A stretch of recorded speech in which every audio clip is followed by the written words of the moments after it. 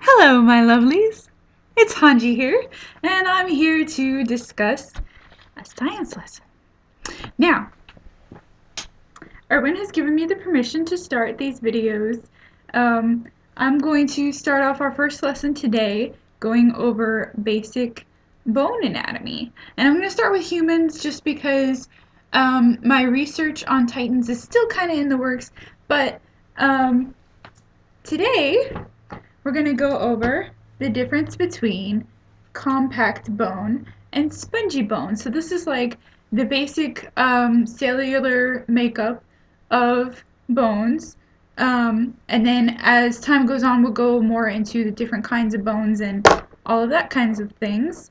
All right. So um, Erwin also took my whiteboard because he's not super helpful and he's got, like plans to make and stuff. But anyway, so I'm going to just use my calendar here, which actually I've got stuff written all over it, so I'm sorry in advance. Or actually, well, see, I've got my things to do here, but let me actually use this mirror because maybe this mirror will work a little bit better. Okay, so basically, let me put this so you guys can see it. Haha, you can see me. Okay, maybe not use the mirror. I'm getting excited here. This is a scientific discovery that we need to reflect upon. Okay, so, can you guys all see that? Maybe? There we go. That's much better. Okay, so the difference between compact bone and spongy bone. Let's go over compact bone first. So the basic makeup of, well, actually, let's go over the categories of bones first, okay? So there are 5 categories. 5 different categories of the different shapes. Can you guys see that? You guys can't really see that. Look, look at the thing I wrote. Oh, you can see me again. Okay, this is not working. You know what? I'm just going to use my calendar. Okay, so the 5 different categories. Ooh, I can spell. Of bones. Okay, so we have long bones. We have, I'm just going to end up erasing my calendar. This is what's going to happen. Short bones. Okay, you have flat bones. And don't let me forget, on the 18th I have to collect Erin's nail clippings. Anyway, short bones, flat bones, irregular bones. Irregular. And sesamoid bones. Okay? So those are your top 5. I mean, all the 5, but still. Okay, so we're going to focus on long bones today just because that's what most of your bones are categorized under. Basically, what these categories mean, long bones are longer than they are wide. Okay, so those are going to be like your classic bones like that, right? I can't draw bones, but anyway. All right, so short bones are going to be, they're usually kind of square shaped, like the bones in your wrist. They're, more like this, where they're not as long as they are wide. Okay, and then flat bones, those are going to be like your sternum, your breastbone, which is kind of shaped like this. If I could draw. Okay, so that's your sternum. We'll pretend that's your sternum. And it's flat, right? And then irregular bones would be bones that are kind of shaped funny, like your vertebrae, which I definitely cannot draw, but just know that they're kind of like that. The hole in the middle, okay? Anyway, they're weird shaped. So that's why they're called irregular. And then your sesamoid bones. And now sesamoid bones are a little bit weird because you only have one named sesamoid bone in your entire body. So that is your patella, which is kind of shaped like that almost. But basically they look kind of like sesame seeds, which if you don't know what a sesame seed is, you'll have to talk to Armin about that because he's read a book about it. But anyway, so your only named sesamoid bone is this little guy right here. Your patella. Patella. I should maybe write that where you can read it. How about this? How about this? Patella. Hey! Can you read it? Can you see it? Patella. Okay, anyway, so we're going to focus on the long bones today, and I just realized I don't have an eraser, so give me one moment. Hi, lovelies. I'm back. Okay, so now I can actually erase all the bones that I drew. We don't talk about those. Anyway, so I'm just going to go ahead and erase the rest of my calendar. I've got the rest of this written down in my secret plot diary anyway. I mean, I didn't say that. Anyway, so long bones. Okay, long bones, like we said, they're defined as a bone that's longer than it is wide. So these are going to be like your arm bones. So you've got your humerus, your radius, and your ulna, all your hand bones, right? So these are called metacarpals, and these are your phalanges, okay? And then your leg bones, rib bones, stuff like that. So it's like the really long bones, right? Rib bones could also be called irregular bones because they're curved and sharp on one end. But anyway, this is the basic makeup of a long bone. So you have, like for instance, if I was going to attempt to draw the humerus, right? Okay, so here's your humerus. Now, long bones are composed of a couple different parts. So you have, well, this particular bone has a neck here, right? So this whole chunk right here and this whole chunk are called epiphyses. So let's see if I can remember how to spell this. Epiphyses. Okay, so that just refers to the ends of the long bone.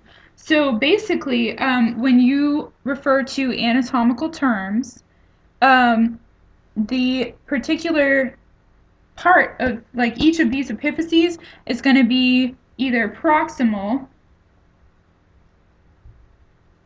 or distal. And what that means is when you refer to the point of the attachment on the body, like if we're going to look at my arm here, this is the point of attachment. Like this is my limb and this is where it attaches to the main trunk of the body. Okay, so the closer it is to the body, the more proximal it is. Like in proximity to, the farther away it is, the more distal it is. So like distance, see where I'm going with this? Okay, so if you have the head of the humerus, it's going to be the proximal epiphysis of the long bone. And then the other part of the humerus, it's got a bunch of names, but anyway, the other part of the humerus is going to be the distal epiphysis because it's farther away from my shoulder. Does that make sense? You following me so far? Okay, good. All right, so here we've got our long bone. Oop, I didn't know this was still open.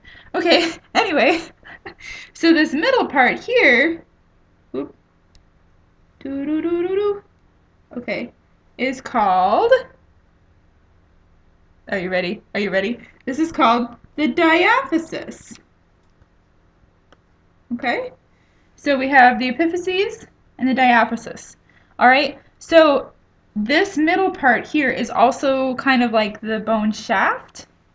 So I'm going to write shaft with quotation marks. Dun, dun, dun. Okay, so if we want to take a closer look at this and kind of like delve deeper into our long bone here, I'm trying to put this where you can see the whole thing. Okay, so if we're going to look at the diathesis, usually, well actually let me start again. Usually the way a long bone is formed, like if we were going to cut this in half and like look on the inside, there's compact bone and spongy bone. Now these serve different purposes and look very different, and we're going to go more in depth into those. So we'll start with the compact bone, because that's the kind of like the bone on the outside. So basically, when you're little, your bones start out as this kind of bony, calcified, like cartilage mass. So like you'll have your little bone shape or whatever, and then as you grow up, your body will put calcium there and kind of make it hard and strong. And that's why people talk about needing calcium so much, and also why Levi's short. So, um, see, I made a short joke. Okay, anyway, so compact bone, if we're going to look at the histological cellular level, is going to look like this. Like if you're going to slice horizontally across a bone, we're going to have this deal. And I'm sorry that I'm drawing on a calendar and that there's calendar lines in the way, but this is what happens when you let Erwin into your lab. Okay, so we've got this little like tree ring type deal here, right? This here is called a Haversian canal. Okay, so what that is it's like the tunnel, if you will, that all of your blood vessels and nerves go through the bone. Okay, so these little lines that I drew here are all these little crypts. Hold on, crypts that your bone cells sit in. Your bone cells are called osteocytes. Okay? Osteocytes, right? So osteo means bone and cyte means cell. Okay? And I guess I'm kind of starting in the middle of anatomy, but we'll go more in depth into what constitutes a cell in a later lesson. But anyway, so okay, so you've got your little crypts that the osteocytes sit in, and basically, I think the crypts are called lamella, but I'm not entirely sure. I'll have to look that up. Anyway, that awkward moment when you forget your own science. Okay, so basically what happens is there's little like capillaries and channels that these little bone cells can kind of talk to each other through, and that's how they keep this bone unit healthy. And this here is called an osteon. Okay, now these little osteons kind of make up your compact bone, and there's like a whole bunch of them packed together, all together like this, right? And that creates your compact bone. Yes, follow me so far? Okay, so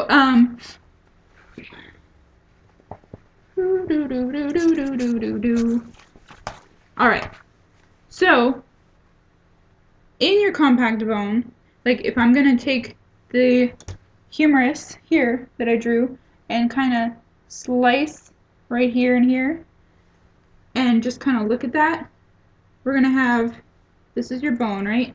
And it's cut open now, and we can kind of look and see, and there's your marrow, and then your spongy bone, spongy bone, and then your compact bone, right?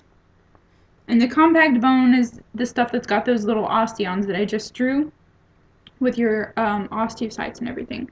So bone marrow, actually let me write that up here. We'll talk about bone marrow for a second, okay? Bone marrow. So you have two different kinds, red and yellow. Okay, now red bone marrow is found in the epiphyses. Okay, yellow bone marrow is found in the diathesis. So if we go back over here, up here we've got our red bone marrow, and then here in the middle we've got our yellow. Okay, so when we're looking on the inside of that long bone, this marrow that I was talking about right here, this is your yellow bone marrow. Now, your yellow bone marrow is usually pretty fatty in nature, and it kind of acts as like an insulation or whatever, but the red bone marrow here is what helps produce your blood cells.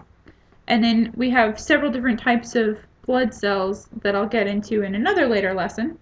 But anyway, that's where they're produced. So, sorry, getting distracted. Anyway, so you've got your bone here, and now we're going to look at spongy bone.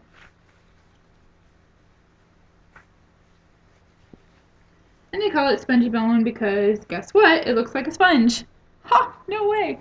Okay, so you've got, it kind of, like, I can't draw it, but it's like squiggles, I guess, like sponge. Like however you would draw a sponge. I don't know how you would draw a sponge.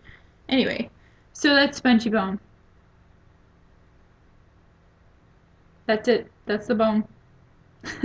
Okay, but seriously, so your spongy bone is kind of where you're like, okay, let me restart that sentence. So you have your compact bone, and that it provides the structure and support that your bones need to support the rest of your body.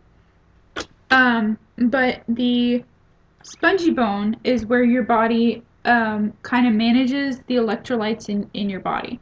So as just about everybody knows, your bones have calcium in them. Okay, Ca+, calcium. So they also have a variety of other, I can't spell, phosphorus. They also have a variety of other minerals.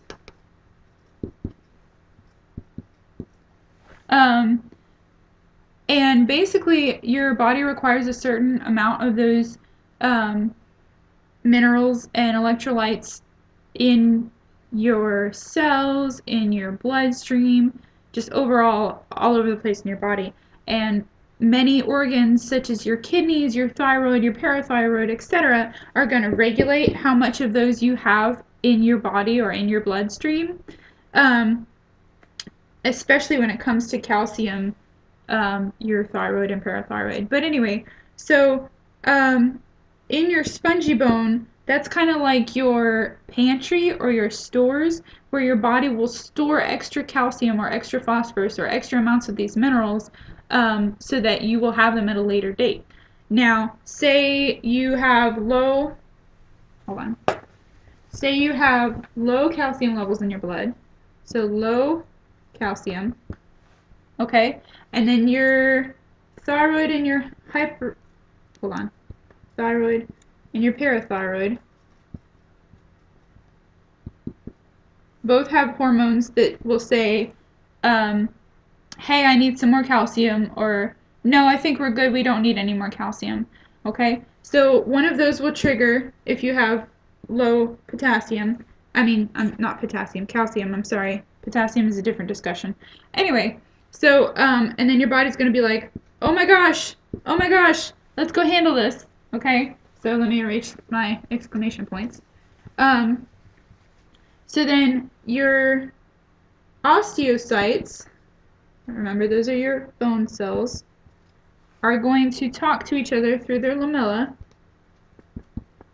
which are those little crypts that we were talking about, and they're going to tell your body to release calcium from your spongy bone. Okay? So, then the calcium is going to enter your bloodstream.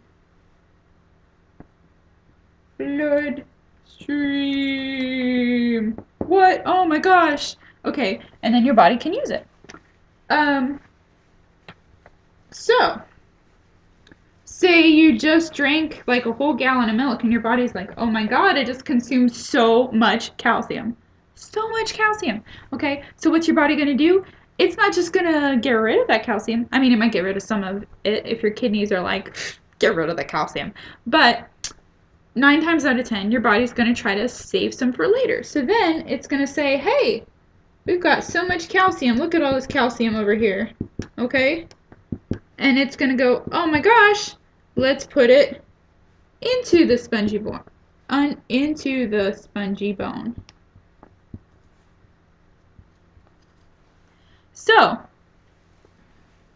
if you are a woman and you are well past menopause or going through menopause, if you're over 50, and I think there's some other, if you're a smoker, which I don't think they allow us to smoke in the Survey Corps, but anyway, then you are at risk for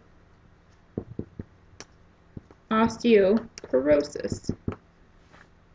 Now, what osteoporosis is it is, well, the reason why it happens usually around menopause or afterward is because your body, the hormone levels change in your body, right? And estrogen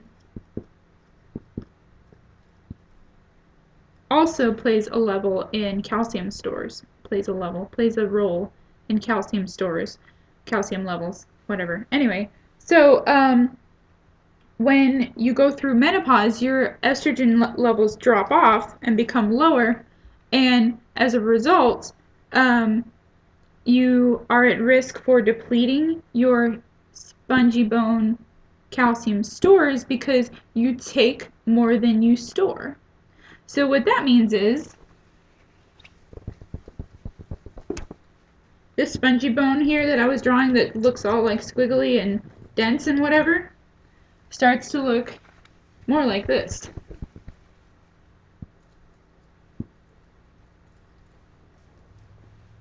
You see how that's like way less dense? Now, if you're gonna take a book and hit somebody with that like super dense spongy bone here, you think their bone's gonna break? Probably not. Now, then you hit an old lady and she broke her hip. She tripped and fell and she broke her hip. And people wonder why. Well, the reason is because her bones are so brittle. And the reason her bones are so brittle is because of the estrogen drop off and the depleted calcium stores. So it's really important, especially while you're young, to make sure that you get enough calcium. And the younger you are, I think they say to start like really building up your calcium, especially if you're a girl, but boys too, and other genders as well. Probably when you're like 10, I think that's what it is, 10 to like 14 especially, but really all throughout your teenage years, all throughout puberty, especially when you are starting to kind of deal with a lot of those hormones. So that's really important. So, you guys all following along so far, lovelies? I'm sure having fun. Okay, so let's see. Kind of just to recap, we have your different categories of bones, right? Short, long, flat, irregular, and sesamoid. Okay? There's only one kind of sesamoid that's named, your patella, which is your kneecap. Okay? And then we have your long bones, which is composed of compact and spongy bone, and we have red and yellow bone marrow with their different functions, and basically your bones are a lot more useful than anybody ever talks about. So, I think we might have covered everything for our first lesson. What do you guys think? All right, so I'm going to go convince Erwin to give me my whiteboard back, and I think you guys should let me know what you think. If you have any requests for different areas of science that you would like for me to cover, please just let me know. And I'm Hange, squad leader in the Survey Corps. Please feel free to comment, subscribe, or pass this video along. Stay wonderful, lovelies.